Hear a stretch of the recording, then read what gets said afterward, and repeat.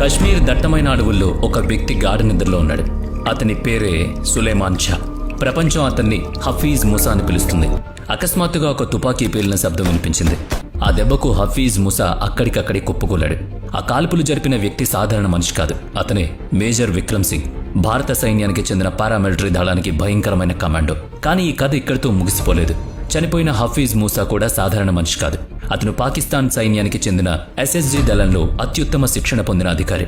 ఇక్కడ ప్రశ్న ఏంటంటే, పాకిస్తాన్ అధికారి కశ్మీర్ అడవుల్లో ఏం చేస్తున్నాడు? అలాగే భారత కమాండోలు అతనిపై ఎందుకు కాల్పులు జరిపారు? ఆపరేషన్ మహాదేవ్ ఈ రహస్యాన్ని బయటపెడుతుంది.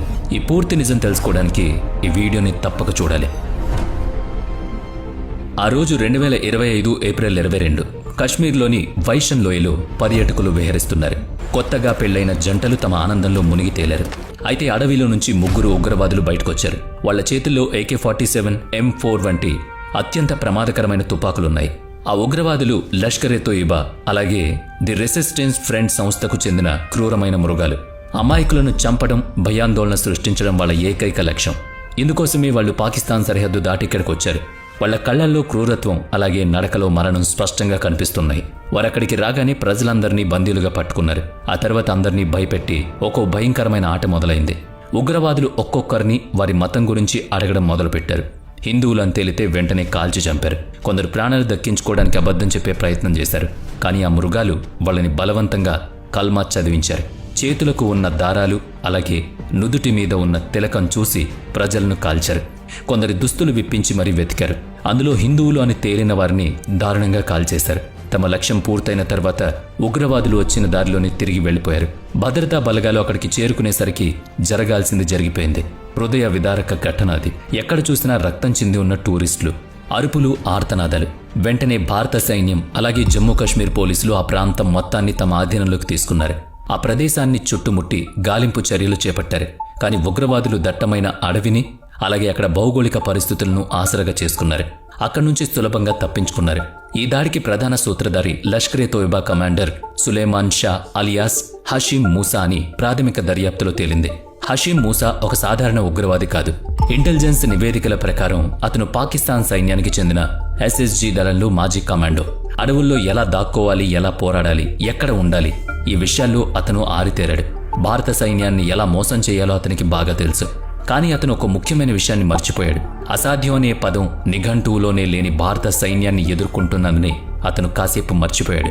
సరిగ్గా 2025 మే 7 నాటికి దాడి జరిగిన 15 రోజుల తర్వాత భారతదేశం తన మొదటి ప్రతిదాడిని ప్రారంభించింది. ఈ కార్యాచరణకే ఆపరేషన్ సింధూర్ అని పేరు పెట్టారు. ఇది ఒక భారీ వైమానిక దాడి.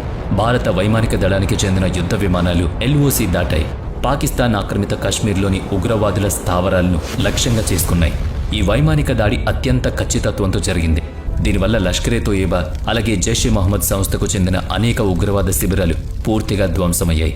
నివేదికల ప్రకారం 100 మందికి పైగా ఉగ్రవాదులు మట్టి కరిచారు. అంటే వాళ్ల ప్రాణాలు బూడిదలో కలిసిపోయాయి. ఇక జులై నెల మొదలైంది. కశ్మీర్లో వర్షాకాలం ప్రవేశించింది. పర్వతాలపై వర్షం కురుస్తోంది. అలాగే చలి కూడా బాగా పెరిగింది. ఇలాంటి వాతావరణంలో అడవులో ఆరు బయట జీవించడం చాలా కష్టం. బహుశా ఈ పరిస్థితే అతన్ని ఒక తప్పు చేసేలా చేసింది. కశ్మీర్లో ఆపరేషన్లు నిర్వహించే భారత సైన్యానికి చెందిన చినార్ దళం తమ వ్యూహాన్ని మార్చింది. వాళ్ళు సాంకేతికతతో పాటు గూఢచారుల సమాచారంపై కూడా ఎక్కువ దృష్టి పెట్టడం మొదలుపెట్టారు. అడవుల్లో సంచరించే గుజ్జర్ కాపరుల కళ్ల నుంచి ఏ కదలిక దాగదని సైన్యానికి తెలుసు.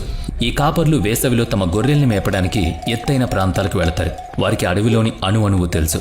సైన్యం ఈ కాపర్లతో పరిచయం పెంచుకుని వాళ్ల నమ్మకాన్ని చూరగొంది. ఈ ఉగ్రవాదులు దేశానికే కాదు కశ్మీర్ ప్రజలకు కూడా శత్రువులని వాళ్ళకి చెప్పారు. జులై 2వ వారంలో ఇంటెలిజెన్స్ వర్గాలకు ఒక చిన్న కానీ అతి ముఖ్యమైన ఆధారం దొరికింది. ఒక శాటిలైట్ ఫోన్ సంకేతాన్ని వాళ్లు పసిగట్టారు. ఆ సాంకేతికత కేవలం కొన్ని సెకండ్ల పాటు మాత్రమే ఉండి ఆ తర్వాత ఆగిపోయింది. కానీ భారత సైన్యానికి చెందిన కమ్యూనికేషన్ దళాలకు ఆ కొన్ని సెకండ్లు చాలు. వాళ్ళు ఆ సిగ్నల్ను ట్రేస్ చేశారు. ఆ ప్రదేశం శ్రీనగర్ దగ్గర ఉన్న హర్వాన్ అలాగే దారా ప్రాంతాలకు పైన లిద్వాస్ దట్టమైన అడవుల్లో ఉంది. ఇది సైన్యం అంతకుముందే అనుమానించిన ప్రాంతం. లిద్వాస్ అనేది దచిగాం జాతీయ పార్కులో ఉన్న చాలా ఎత్తైన ప్రాంతం. ఇది సుమారుగా 3000 మీటర్ల ఎత్తులో ఉంటుంది. అక్కడికి వెళ్లడానికి ఎలాంటి రోడ్డు మార్గం లేదు. కాబట్టి ఆ ప్రాంతానికి చేరుకోవడం చాలా కష్టం. అక్కడ కేవలం కాలిబాటలు మాత్రమే ఉంటాయి. వర్షంలో అవి మరింత ప్రమాదకరంగా మారాయి. ఈ ప్రదేశం గురించి తెలియగానే ఆర్మీ ప్రధాన కార్యాలయంలో ఒక్కసారిగా కదలిక. నార్థరన్ కమాండ్ కమాండర్ అలాగే చీనార్ దళం జీఓసీ వెంటనే ఒక ఆపరేషన్ ప్రణాళిక రూపొందించింది. ఈసారి పొరపాటుకు ఏమాత్రం తావులేదు. ఒకవేళ ఉగ్రవాదులు అక్కడుంటే వాళ్ళు ప్రాణాలతో బయటపడలేరు. ఈ మిషన్ కోసం అత్యుత్తమ సైనికుల్ని ఎంపిక చేశారు. అంతులేని ధైర్యానికి మారుపేరైన 4 పారా ప్రత్యేక దళాలకు ఈ ఆపరేషన్ బాధ్యత అప్పగించబడింది. వీరితో పాటు జమ్మూ కాశ్మీర్ పోలీసులకు చెందిన ప్రత్యేక ఆపరేషన్ బృందం, అలాగే సిఆర్పీఎఫ్ దళానికి చెందిన త్వరిత చర్య బృందం కూడా వాళ్లతో చేతులు కలిపాయి. ఇది ఒక ఉమ్మడి ఆపరేషన్. ఇందులో ప్రతి దళానికి ఒక నిర్దిష్టమైన పాత్ర ఉంటుంది. ఉగ్రవాదులను నలువైపులా చుట్టుముట్టాలి అనేది వాళ్ల ప్రణాళిక. కానీ ఇది అంత సులభం కాదు. అడవి ఎంత దట్టంగా ఉందంటే 2 అడుగుల దూరంలో నిలబడిన వ్యక్తి కూడా కనిపించడు. దానికి తోడు అక్కడ చెడు వాతావరణం, అలాగే వర్షం. కానీ మన సైనికుల ధైర్యం హిమాలయం కంటే పెద్దది కదా. తాము ఎవరిని వెంబడిస్తున్నామో వాళ్ళకి బాగా తెలుసు. పిల్లలు అలాగే మహిళలపై తుపాకులు గురిపెట్టి కాల్చి చంపిన దుర్మార్గుల కోసం ప్రతి సైనికుడి మదిలో ఒకే ఒక్క ఆలోచన ఉంది: వాళ్లను కాల్చి పడేయడం తప్ప మరో ఆలోచన లేదు. ఈ ఆపరేషన్కు ఆపరేషన్ మహాదేవ్ అని పేరు పెట్టారు.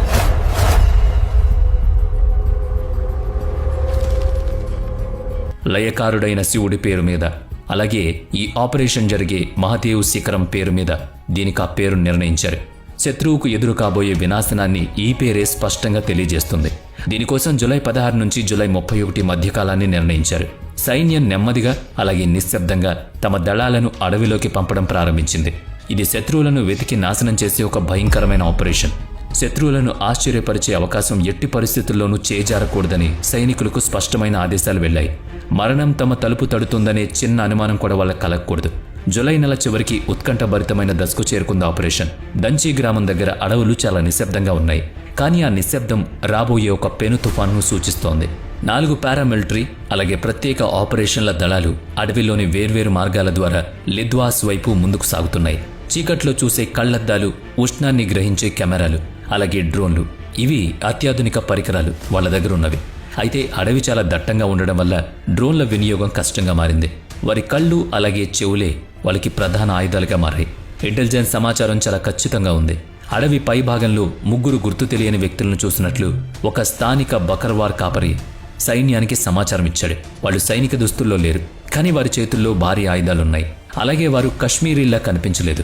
ఈ సమాచారం అంతరిక్ష కేంద్రం అందించిన సాంకేతికతతో సరిపోతోంది.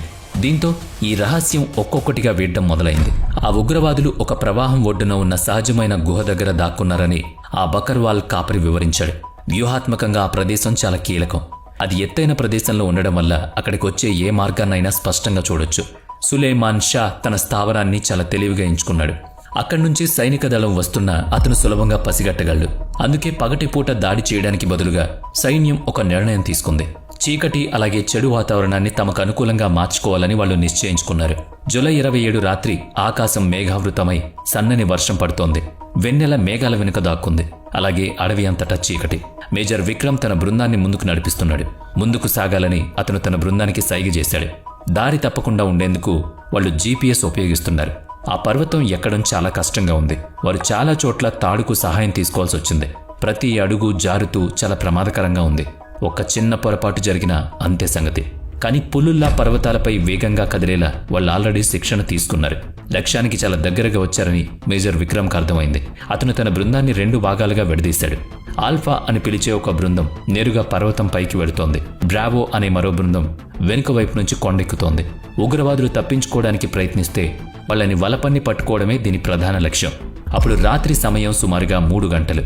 ఎముకలు కొరికే చలి ఉన్న సైనికుల్లో ఉన్న ఉత్సాహం ఆ చలిని లెక్క చేయలేదు. సరిగ్గా అప్పుడే ఆల్ఫా బృందంలో ముందున్న సైనికుడు ఆగిపోవాలని చేతులతో సైగ చేశాడు. ఉష్ణాన్ని గ్రహించే తన కెమెరాలో అతను ఏదో చూశాడు. సుమారు 200 మీటర్ల దూరంలో ఉన్న చెట్ల పొదల్లో 3 ఆకారాలు ఉన్నట్టు అతను గుర్తించాడు.